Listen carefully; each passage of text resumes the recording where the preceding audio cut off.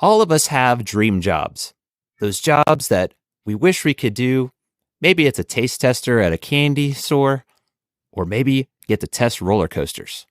What if you could teach video games to kids? Not only a rewarding experience, but a lot of fun. Well, this week, we caught up with Miss Devyn, who does that for a living. Pour the coffee, Isaac.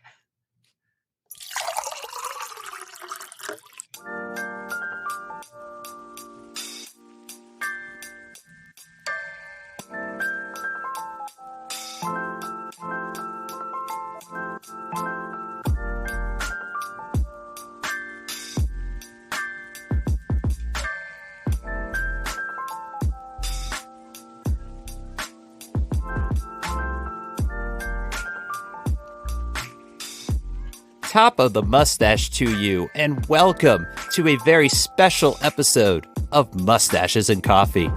Where the topic goes, nobody knows. I'm Isaac. I'm Ben. And I'm Miss Devyn. Welcome in, Miss Devyn. It's so good to see you. How are you? I am doing fantastic. Thank you so much for having me today.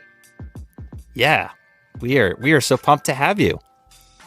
This is something that is really up our alley. We've had a few episodes talking about video games, and we've seen your viral videos. You're on TikTok, you have YouTube, and of course we're going to talk about it. You have your own business where you get to teach video games. That's just still fascinating to us. So thank you so much for scheduling to be able to be on our show. We're so excited to have you with us.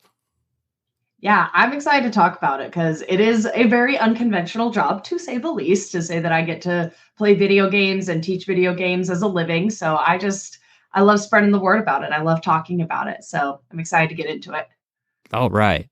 That sounds great. Well, since it's a special interview episode, we're going to go ahead and jump into the interview.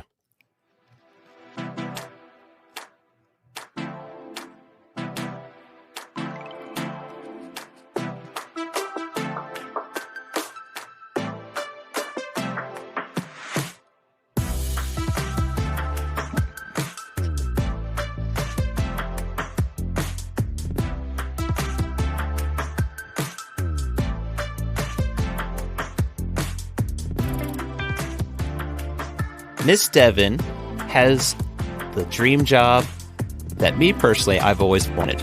She gets to teach kids how to play video games. So, of course, we had to have her on. So, let's just start from the beginning. There's so much to get into, so many questions, but let's just start from the beginning. How did this idea to teach kids come and become a reality? Well, I've been a gamer my whole life. I'm sure a lot of your listeners are in the same vein, but, I remember growing up playing Ocarina of Time, Mario Kart. I'm a Nintendo girly, but even playing Kingdom Hearts and other games on the PlayStation too. But so I've always loved video games, and it's always been something that's just been kind of a hobby of mine and something I love doing. And so as I got older, and I have 4 daughters of my own, I would start playing video games with them and start teaching them how to play. We'd play Mario Kart and Mario Party, and it's just always been a part of my life. And so when I got to the point where I had to start working, I wanted to be able to stay home with my daughters and do something that I loved and somehow involve video games. Was honestly, it wasn't even something I consciously thought about, because I started by teaching English creative writing classes, but I was like, I got to figure out a way to make myself stand out. And I was like, well, kids like video games. I like video games. Why don't we do a Zelda writing class? That sounds fun. I was like, yeah, let's do that. We'll go for that. And then same thing with Spanish. I was doing Spanish language classes. I was like, instead of talking about fruits and vegetables, why don't I talk about Pokemon? And so I was doing these academic classes with a sprinkling of video gaming to not scare the parents away. I'm like, it's still learning. We just have a little bit of this. And then what happened was my students started asking me questions like, Miss Devyn, I'm playing Breath of the Wild and I'm stuck on this shrine. How do I beat this shrine? And I was like, well, I can't, we're learning about writing here. I can't really go too far off topic. So I'd be like, I'll give you a little quick 5-minute thing. And then I had another student ask a different question. And then they started asking me, they're like, well, Miss Devyn, could we have a social club where we play Zelda together?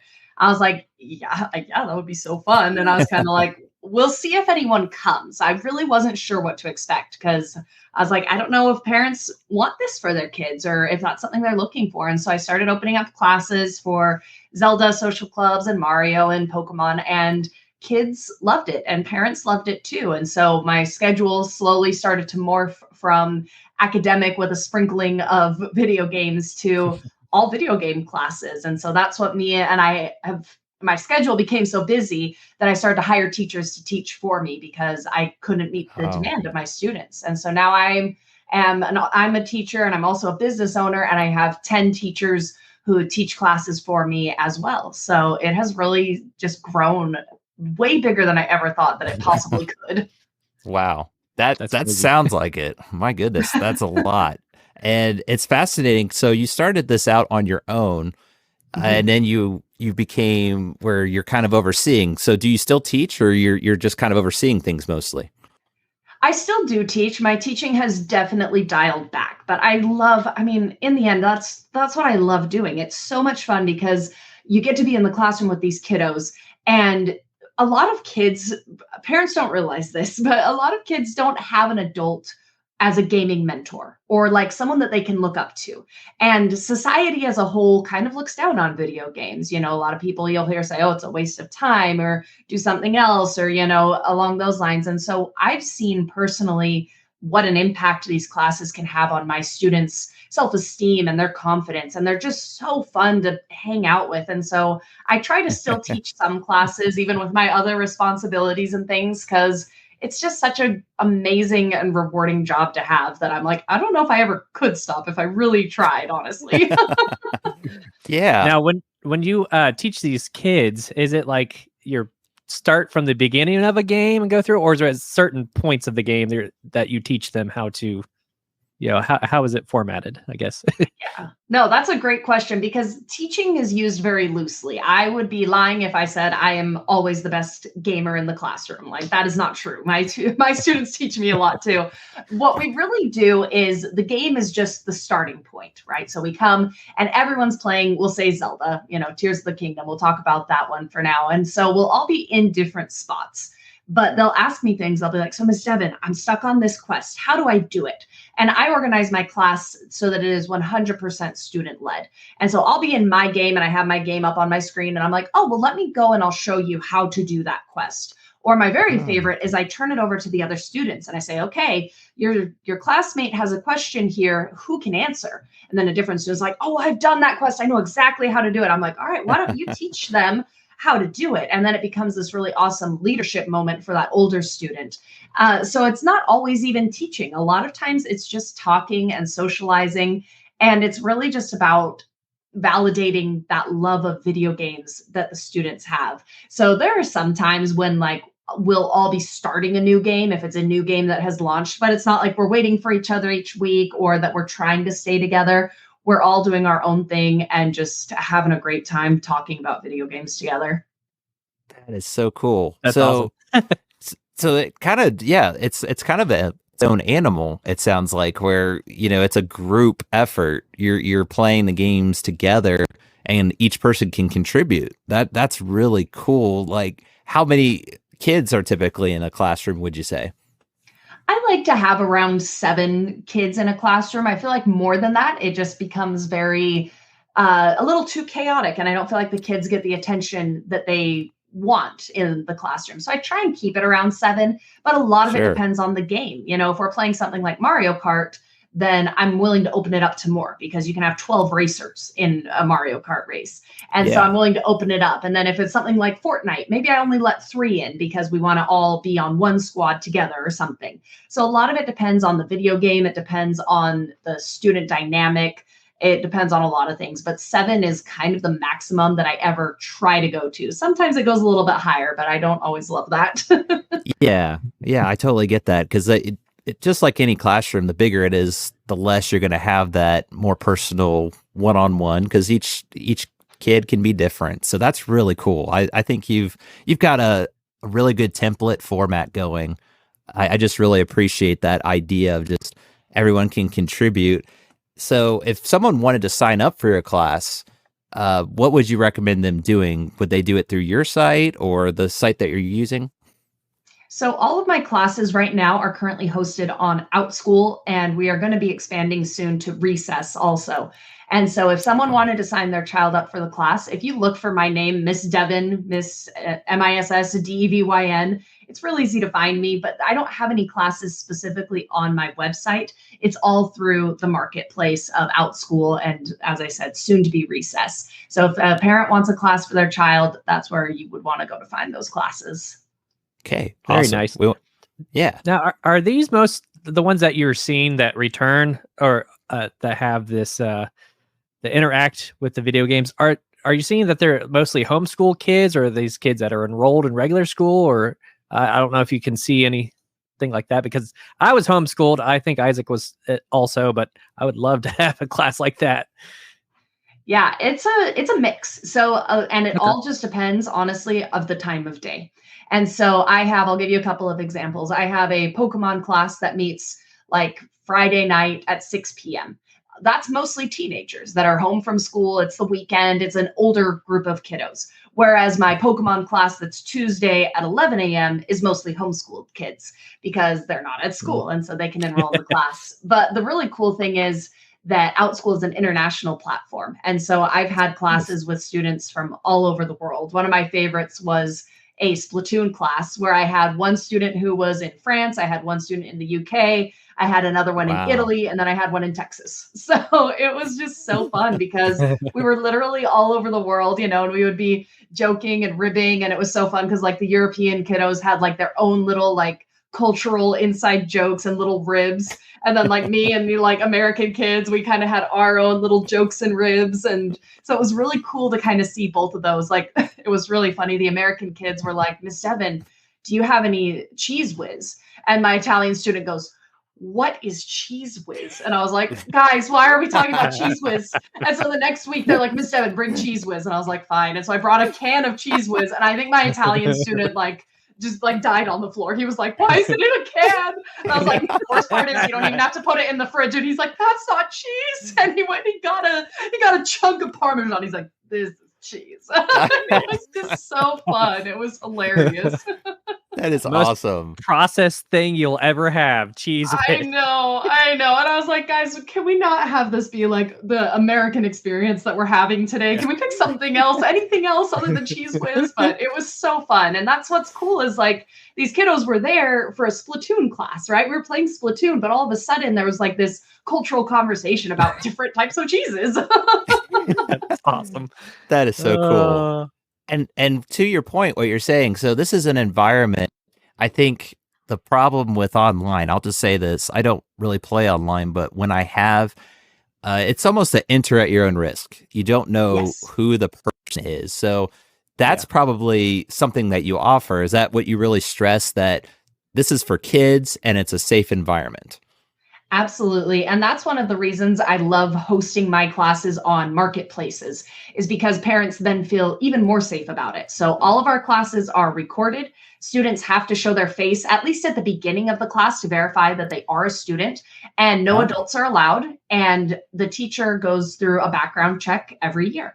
And so it's so safe for kids, because you're absolutely right. Like the internet is a terrifying place, especially for children. Like as adults, we can navigate it. And if we kind of go to a place where it's like, oh, I don't really want to be here, we can usually leave and find a new environment.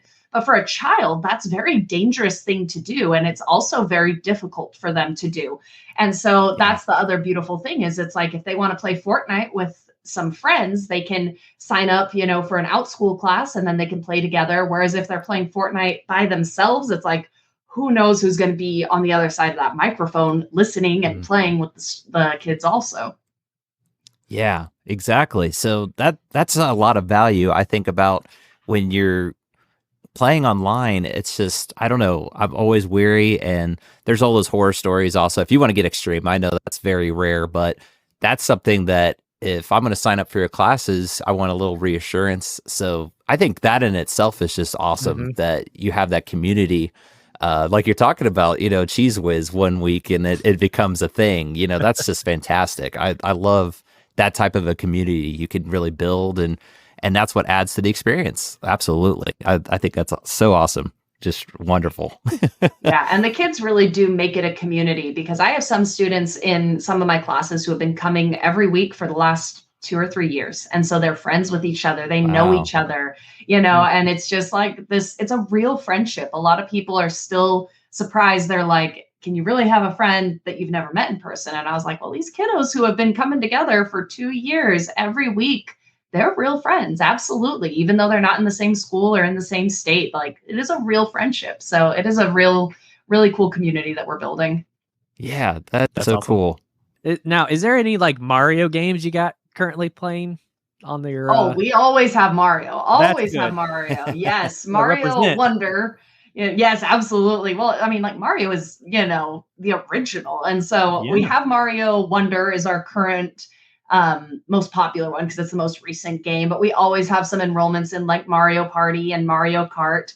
And we usually host classes for the current games that are the most popular. So we've had Mario Odyssey classes, but a lot of kiddos aren't like signing up for that because they've already beaten the game.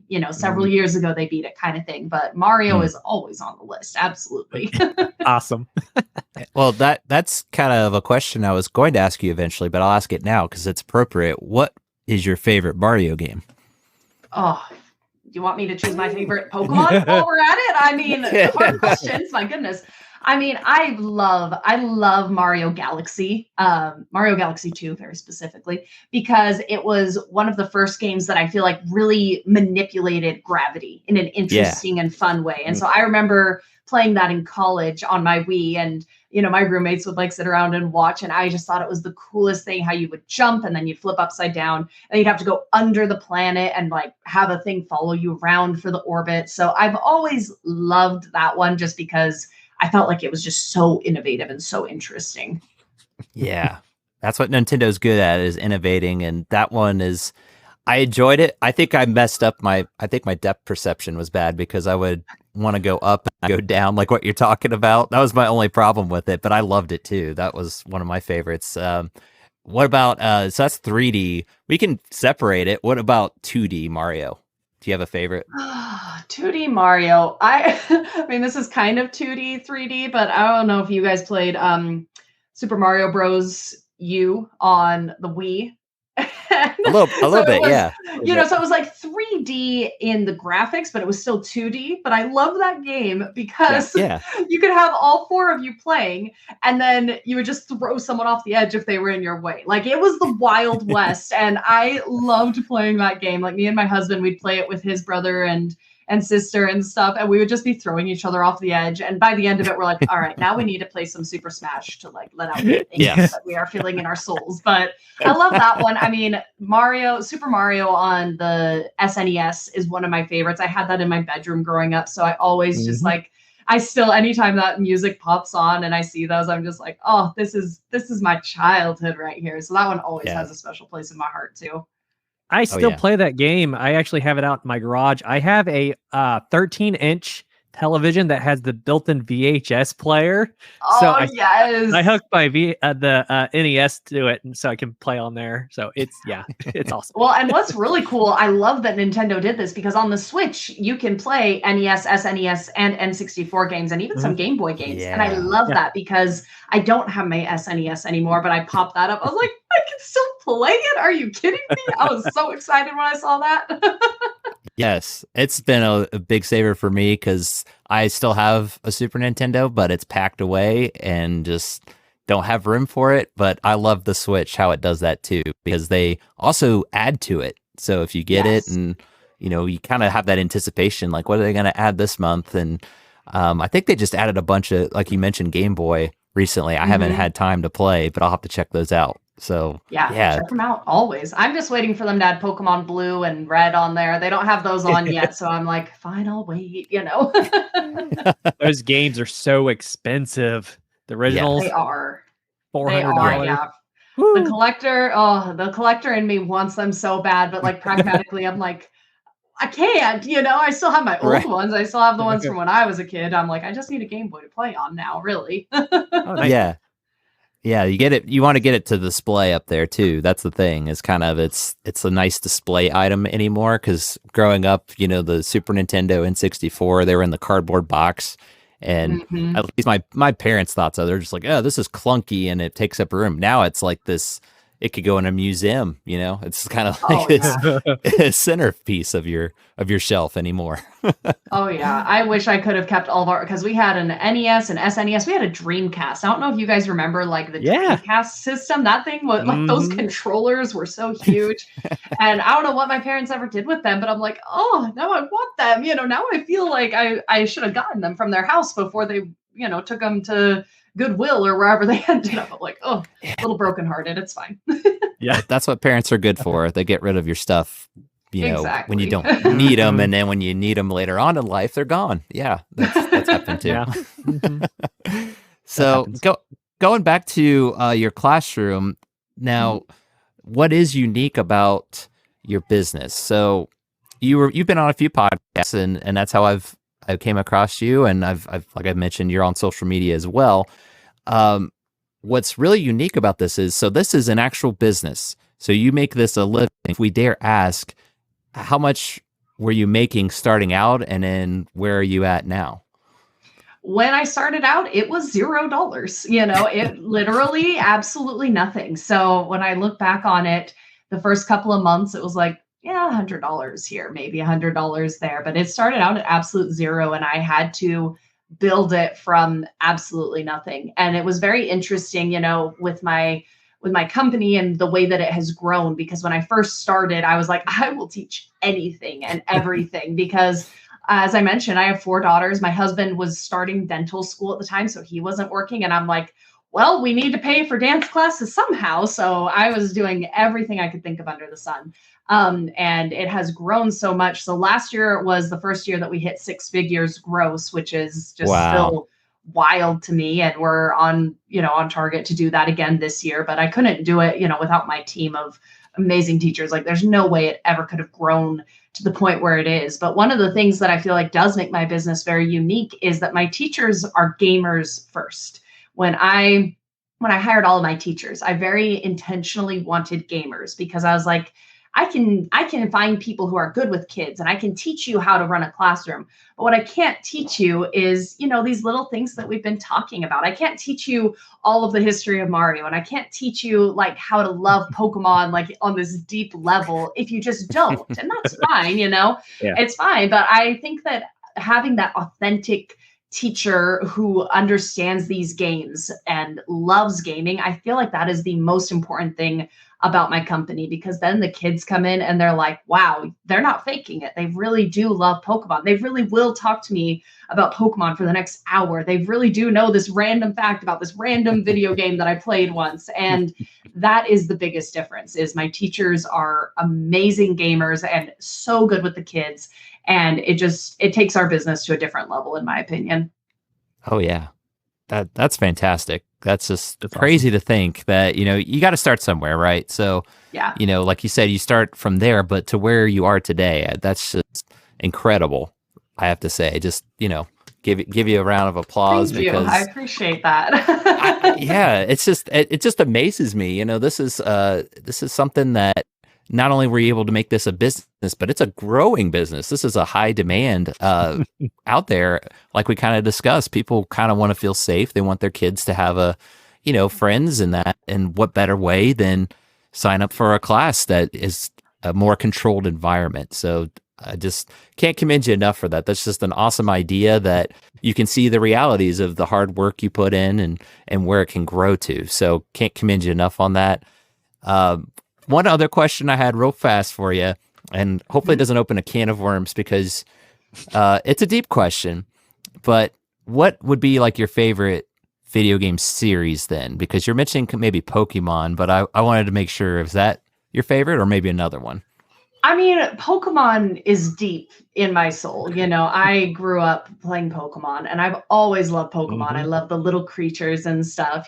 So I think Pokemon is probably the game that like I have the most hours in, and one that I seriously loved deeply. But I love Zelda too. That one's up there because I studied English and creative writing and stories. And so I look at a game like Zelda and I just like can see this beautiful story and this artistic value that Pokemon doesn't quite have that same, storyline, and the RPG-ness of it is a little bit different. So I'd say probably like my top two, Pokemon and Zelda. Like if I'm at a store and there's anything Pokemon or anything Zelda, I was like, add to cart immediately and no regrets. And I must have this, It's mine now.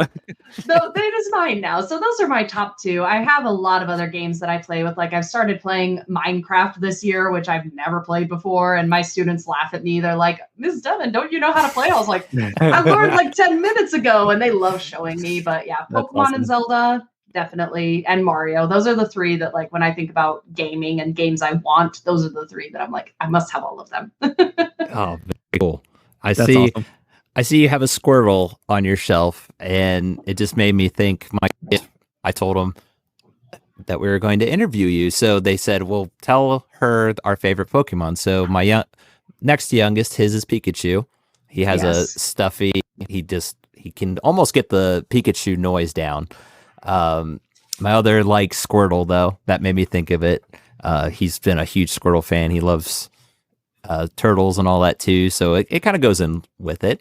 And my oldest, he kind of goes back and forth. He liked Charizard, and then now he's in Bulbasaur. So I was like, I got to tell Miss Devyn that, yes, they have a favorite Pokemon. Maybe we'll look into signing him up for a Pokemon class one of these days. Well, and those are all solid choices, all Gen 1 Pokemon. So, I'm a Gen 1, purist at heart. But I love my favorite. I have a whole shelf up here. You can see him. He's a newer one. His name is Boy Coco. And he's just the derpiest little fire crocodile. And I love his face so much. I can't help it. That's terrific. So, well, we could go on and on. Thank you again so much for coming on. We have what we call our universal questions, though. So I'm going to spin this over to Ben. He's going to kind of run through. They're just some quick questions so that we can get to know Miss Devyn a little more. All right, you ready? I'm so ready. I'm buckled. I'm ready. Yes. You're buckled up. All right, just So, favorite movie line or general quote? Either a movie quote or a life quote. So I love Disney. You're going to learn a lot about me here. I love Disney, and Emperor's New Groove is one of my very favorites. And one of my all-time favorite lines is when Yzma is like, "You should have thought of that before you became peasants." Like, that is one of my favorite lines. And so anytime, like, my husband and I, we riff that back and forth. Anytime someone's like complaining, I'm like, "You should have thought of that before you became peasants." It's just one of my favorites ever. That is Great awesome. Movie. That's me and my wife's favorite movie too. So good. Favorite band or artist? Oh man, that's a hard one. I really love, I don't have like a favorite, but what I listen to a lot of right now, I really love AJR. I'm really, really loving AJR.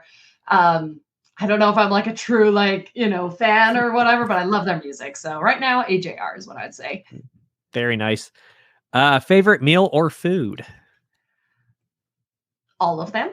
Does that work? I mean, I love cheesecake for favorite dessert, breakfast for favorite meal. I'm like, where drinks, Diet Dr. Pepper, favorite drink, but I don't say no to most foods. I love food. Cheesecake is amazing. That's my favorite. It's good. It is so good. All three meals: cheesecake, cheesecake, cheesecake. I approve of this message. Yes. Yes. All right. Favorite vacation? I love the mountains. Like a snowboarding vacation in the mountains at a cabin. Absolutely. Oh, I love that. That is my happy place. That sounds Very amazing. Cool. I added one specifically for you because I see we talked about a little bit this shelf behind you. If you could live with one item on that shelf, what would it be? If I could, so I only get one. I gotta get. You only get one. Ooh, yes. Tough one. Jeez, that's a hard one. That is a good shelf, It is. I think if I could only live with one, now I gotta take stock of what I've got here. Okay, I would probably say I've got stuff up here too. You guys can't see it. I have all the Pokemon Squishmallows up here too. Oh, nice. Oh, I think though, like I said, Foy Coco is my very favorite. I think this one, this Foy There you Coco go. stuffed animal, I love Love it it. like so much. It's a good answer. That is awesome. So I have a question. Again, thank you for being on our podcast. And then Isaac has the follow-up question. Since we're called Mustaches and Coffee, we have to ask you, do you have a favorite mustache style for men? Or none? Mustache. Maybe you just don't like Or- mustaches. I do like a good mustache. You know, it's got to be well groomed and such. In college, me and my friends used to look at pictures of like the mustache and beard competitions that they have in like Norway. I'm sure you guys have seen those. Yeah. I like just a simple mustache with like a little twirl at the end. An evil There you go. mustache is always super fun, but you know, I don't Yes. really want to see that on anyone. They can have it, just don't be evil, right? You can, That's you know, valid. Yes. they do the twirl with it. They just maybe they're planning to go get some cheesecake or something. I don't know. They just- Exactly. Waluigi. Yes, Waluigi. That's what I like. I like the mustaches that make letters, you know? Yeah. Or they're a villain, but they're not very good at it, like Waluigi and Wario. You know, they Very true. They kind try of so hard. they try, you know, and that's why we love them. I guess they just, you know, stumble over themselves in the process. Exactly. So, last question for you. Since we asked what's your favorite mustache, we have to ask then, what's your favorite coffee? See, this is where you guys are gonna. I don't know if you'll even want to air this episode. I Oh, it's don't okay. drink coffee. You don't drink coffee? I don't That's drink okay. coffee. I like Dr. Pepper. That's my caffeine of choice. So Okay, that's you go. fine. That's, you know, I think they made some, like, I don't want to say it's coffee flavored soda, but they're getting there. There's certain ones like interesting. so think maybe be on the lookout for a Dr. Pepper flavored coffee. Maybe that'll be something you can try eventually. I will. I'll have to keep my eye out. If I try it, I'll let you know. I'll be like, I tried that carbonated coffee and Yeah. I loved it. I probably will. You'll be like, Exactly. I'm surprised it hasn't happened sooner, the way things go. You know how they're trying to make all these combination flavors? It's kind of surprising we haven't seen something like that yet, but, you know, just Never know. It's stay coming. tuned, I'm I guess. sure it's coming down the pipeline, no doubts. It's got to be. I would think so. Well, again, we can't thank you enough, Miss Devyn. Yeah. This has been awesome. We've had so much fun. Maybe have you on again. We'll talk more video games. We wanted to be sure to highlight your business because we love what you're doing. Keep up the great work. It's just awesome. Great Thank you job. so much. Thank you. Yeah, Yeah. it was so great talking with you guys, and I'm always down to talk video games. I mean, it is literally my job to talk about Yes. video games. So thank It's you your so dream much for job. having me. yes. Yes. So let's go ahead and we'll move into our last segment. Last drop. Brought to you by Sticker Mule. For high-quality, customizable stickers, go to our link to get a $10 credit on your first order. Take it away, Ben. Are you tired of sharpening your pencil and have extra cash? Pay someone to sharpen it for you. In New York City's Hudson River Valley, craftsman David Rest still practices the age-old art of manual pencil sharpening. His artisanal service is perfect for artists, writers, and standardized test takers. Shipped with their shavings and a certificate of sharpening, these extra sharp pencils make wonderful gifts. David Reese used to charge $15. He's become so popular that he now charges $100 to sharpen a pencil for you. That's what I got. Okay. Miss Devyn, is that practical, you know, being a teacher, if your student were to have to pay someone to sharpen their pencil? I mean, why not, right? Sharpening pencils is hard. I don't know. If someone could give me a better, sharper pencil, I might be persuaded. Yeah, he Interesting. actually got so famous, he was on the front cover of National Geographic. That's Really? wild. I love Yeah. that though. That's really cool. Wow. Huh.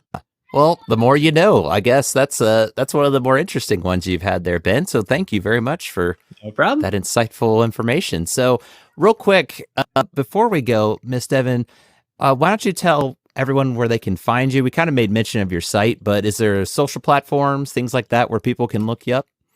Yeah, so I'm on YouTube, I'm on TikTok, I have my own website, Outschool and Recess. Like I said, if you search for my name, Miss Devyn, you'll find me everywhere because not a lot of people spell their name like I do. I also stream on Twitch. I'm going to start that up again. So if you're a Twitch stream watcher, you can come find me over there. But most active on TikTok. And if you have a child who loves gaming and they want a safe space to game, like we've been talking about, absolutely send them my way on Outschool. That's where most of our classes are. So we'd love to have your kiddo come join us and we'll talk all of the things. Fantastic. Awesome. Well, thank you again for that. Let's make sure that we do our due diligence as well there, Ben. So why don't you tell everyone where they can find us? Yeah, so we're on Facebook, Instagram, we're on TikTok, Twitter. Our Twitter handle is @StashAndJoe. We're on YouTube, so make sure to subscribe to us if you can. And if you have any questions for me and Isaac, even if it's off topic, feel free to message us at mustachesandcoffee@yahoo.com. Right. Thank you again, Ben. And if you're liking what you hear, whatever platform you're listening to this, be sure to give us 5-star rating if you don't mind. So that way more people will find us. So again, thank you so much, Miss Devyn, for joining us. We had a blast, and we'll be keeping up to date on your social platforms, any updates that you have as well. Sounds good. Thanks so much. And I'll see you next time.